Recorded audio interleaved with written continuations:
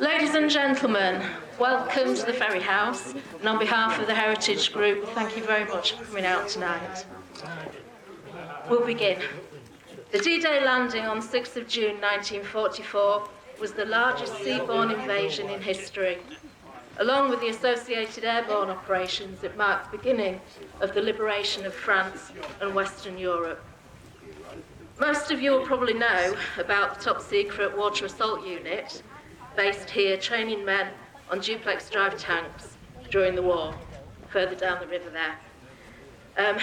But you may be surprised to hear that right where we're standing now, where you're standing, in April and May, 80 years ago, in 1944, in preparation for D-Day, troops of the 2nd Canadian Infantry were building pontoons and practicing in storm boats in an exercise called Kate, crossing a tidal estuary. In fact, a full brigade water assault was launched on a very unsuspecting Luddington very early one morning. All too quickly, they were gone and gathering in the Dover and Folkestone area, ready for what was to come next. Taking part were units of 1st and 2nd Army Troop Engineers, Royal Regiment of Canada, Royal Highland Light Infantry, Regiment C, Essex Scottish, Royal Highlanders of Canada, Calgary Highlanders, and the following supporting arms and services: elements of 2nd Anti-Tank Regiment, Royal Canadian Army, elements of Toronto Scottish Regiment, 5th Infantry Brigade Company, Royal Canadian Army Service Corps, 45th General Transport Company, Royal Canadian Army and Service Corps, 3 platoons of 85th Bridge Building Company, and air support in the form of smoke was laid down, provided by Typhoons of 266 Squadron RAF based at Duxford. I'll now pass you over to Major Ken Smith, who will read the National Tribute and an alternative Roll of Honour from Parish Records. Thanks, Karen. Good evening, everyone. Fantastic to see you all out as a community. Lovely to see, so thanks for your support. And I have to say that I'm particularly honoured and privileged to be able to read or deliver this tribute. On this, the 80th anniversary, we gather to reflect, pay our respects, and remember those who risked everything and those that gave everything as part of the D-Day landings. Let us remember those who gave their lives at home and abroad during the D-Day landings, whose sacrifice enables us all to live and enjoy the relative peace and freedom we have today. Let us remember those who came home physically and mentally wounded, and the friends and family who cared for them. Let us also remember those who returned home to restore relationships, rebuild their working lives after years of conflict and the turmoil of war. Let us remember the lost husbands, wives, sons, daughters, brothers and sisters. Let us remember the servicemen and women and merchant seafarers of all nationalities from all countries who fought, suffered and died during the D-Day landings and subsequent 6 years of war. Let us remember those in the Royal Navy, the Army, the Royal Air Force and the Merchant Navy and its allies. These brave people kept us safe on the home front and abroad, and those who contributed in the reserve occupations during the difficult time of war. Let us remember the brave doctors, nurses who cared for the wounded, the men and women who toiled in the field, the coal mines, the factories, and the air raid wardens, police officers, firemen, and ambulance drivers, and the young people of the Guides and Scouts groups who all played a pivotal role in the effort. Notwithstanding that, and as we gather as a community, it's only right that we remember those from the parish who contributed to the efforts on D-Day. Corporal Ernest Barker, Royal Artillery. Corporal Bob Freer, Royal Army Service Corps.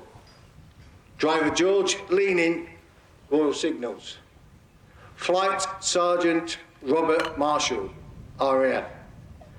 Sergeant Jack Martin, Royal Army Service Corps. Stoker First Class Dennis Potter, HMS Royal Arthur. Warrant Officer James Pugsley, RAF. Private Frederick Rhymes, 2nd Battalion, the Lincolnshire Regiment. They shall not grow old, as we that are left grow old. Age shall not weary them, nor the years condemn. At the going down of the sun, and in the morning, we will remember them.